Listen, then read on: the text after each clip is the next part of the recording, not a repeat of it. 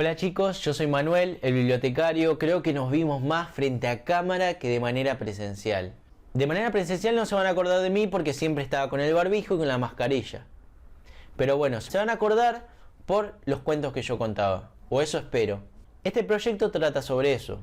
No sé si se acuerdan, pero yo trabajaba con las efemérides. Iba por las aulas, les contaba el suceso y trataba de vincularlo con un cuento, un relato o a una poesía.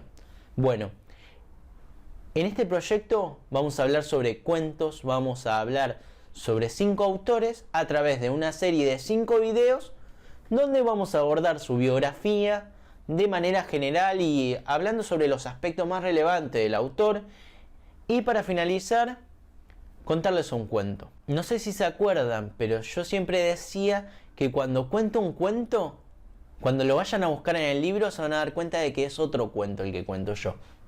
Con ese trabalenguas. Así que no van a tener un cuento, sino que van a tener el trabajo de ir a buscar el otro cuento y ver en qué se diferencian. O eso espero yo a través de mi trabajo como mediador de la lectura. Hoy vamos a hablar de Horacio Quiroga. Hablar de Horacio Quiroga es hablar de una serie de tragedias que tiene que ver con la muerte y el amor. Horacio Quiroga es un autor uruguayo que nació en Salto, Uruguay, el 31 de diciembre de 1878. Era hijo del vicecónsul argentino Prudencio Quiroga y de la uruguaya Juana Petrona Pastora Forteza. Esta casi doble nacionalidad marcó su vida y la vivió alternando sus días en las dos orillas del Río de la Plata. La obra de este autor se sitúa entre la caída del modernismo y la emergencia de las vanguardias. Y en cuanto a las tragedias que marcaron toda su vida, podemos nombrar las siguientes, que son la muerte de su padre de manera accidental, el suicidio de su padrastro y posteriormente la de su primera esposa, y además la muerte accidental por parte de Quiroga de un disparo a su amigo Federico Ferrando. Horacio Quiroga estudió en Montevideo y pronto comenzó a interesarse por la literatura.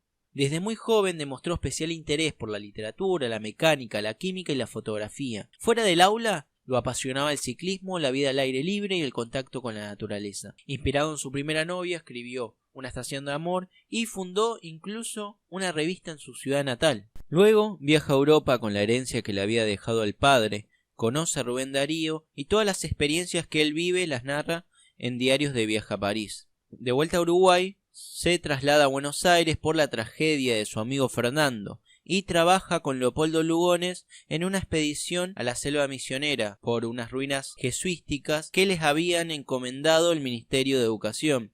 De allí nace Los Perseguidos, una novela de 1905. En 1909, Horacio Quiroga decide irse a vivir a Misiones trabajando como juez de paz, se casa con Ana María, quien odiaba la naturaleza, y tienen 2 hijos. Cuando Ana María termina quitándose la vida, Horacio Quiroga regresa a Buenos Aires, trabaja en el consulado de Uruguay y da a la editorial de un amigo suyo llamado Manuel Gálvez los relatos que nosotros conocemos como cuentos de amor, de locura y de muerte y cuentos de la selva. Es interesante pensar en cómo sus experiencias de vida influyeron en su literatura, como por ejemplo en las muertes de la familia, cómo son transmitidas en la literatura para poder lograr ese miedo, también en sus amores desgraciados y la naturaleza. Es interesante pensar la obra de Horacio Quiroga en relación a sus experiencias de vida, no solo por la influencia que tiene de Edgar Allan Poe, de Guy de Maupassant, de Chekhov, de Dostoyevsky en algunos de sus relatos,